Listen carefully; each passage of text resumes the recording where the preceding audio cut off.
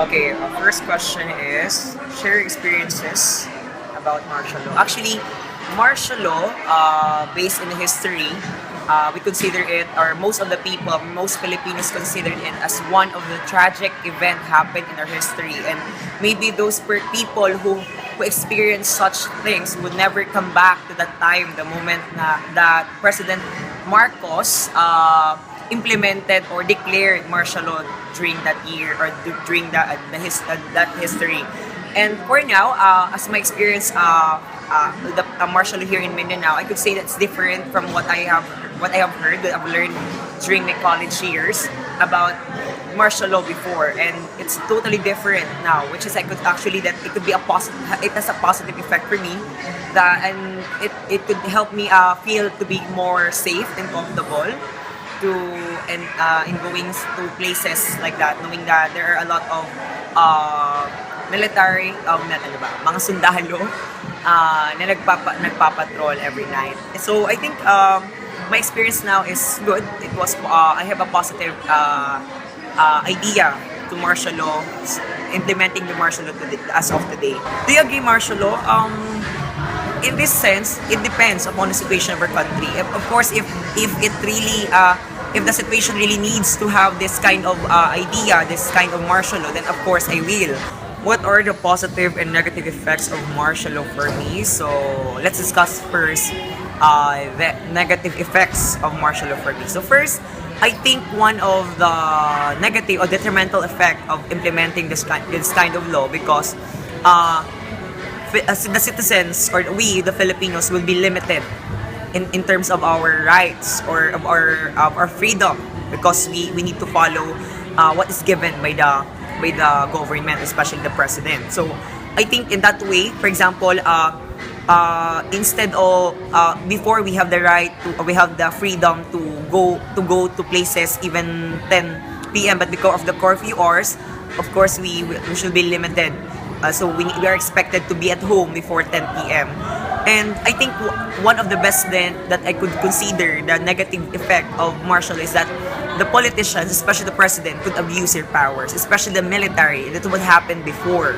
They abused their powers, and it ended up like a tragic memories that that person who experienced that moment is that they don't want to go back to that moment. Okay, and I think the positive effect of having this kind of law, of course, it could help maintain the peace in our country, and in that way around, we the Filipinos will be secured that no one will that nothing will happen in a way na everybody will be disciplined, okay, and of course we will be more responsible in our actions, because of course if we done something wrong, automatic it has a consequence right away. So I think that's all. Thank you. Sa inyo po, ano ang martial law? Martial law, para sa akin, yung alam ko tungkol sa martial law, yung lawless tayo, di ba? Yun lang, tsaka martial law naman, maganda man siya. Wala akong negative na masasabi sa ngayon na martial law, maliban sa noon. Naka-experience po kayo ng martial law that time kay Marcos? Opo, kasi what age po? Anong edad? Yata nagsimula yung martial law, 1972 or 70? 1971 po. 72, no? 71 po. 71? So 5 years old pa ako niyan. Pero may alam na ako kasi noon, yung kaibahan ng martial law ngayon at sa noon, kasi noon parang abusado masyado ng mga military. Di ba ang martial law, military takeover. Kanila yung batas, di ba? Military, batas ng militar, yung ibig sabihin ng martial law. So, at that time, yung mga nakikita ko at nalalaman, abusado masyado yung mga militar. Pero sa ngayon na martial law, gustong-gusto ko.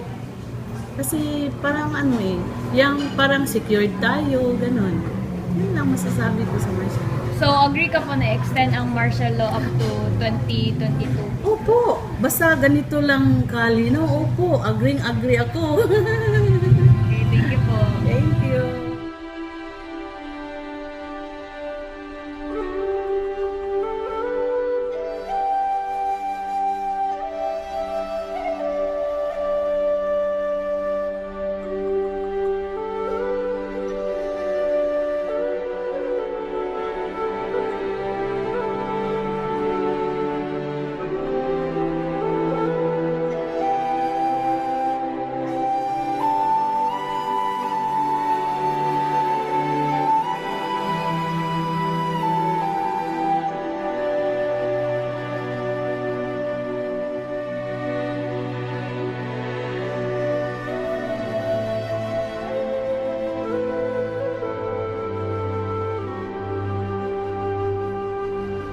There's this man's photo on the wall of my father's office at home.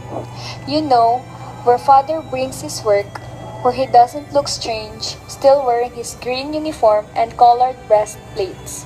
Where, to prove that he works hard, he also brought a photo of his boss, whom he calls Apo. So Apo could, you know, hang around on the wall behind him and look over his shoulders to make sure he's nappy and all. Father snapped at me once, caught me sneaking around his office at home, looking at the stuff on his wall, handguns, plaques, a sword, medals, a rifle, told me that was no place for a boy. Only men, when he didn't really have to tell me because, you know, that photo of Apo on the wall was already looking at me while I moved around. His eyes following me like he was that scary Jesus in the hallway, saying, I know what you're doing.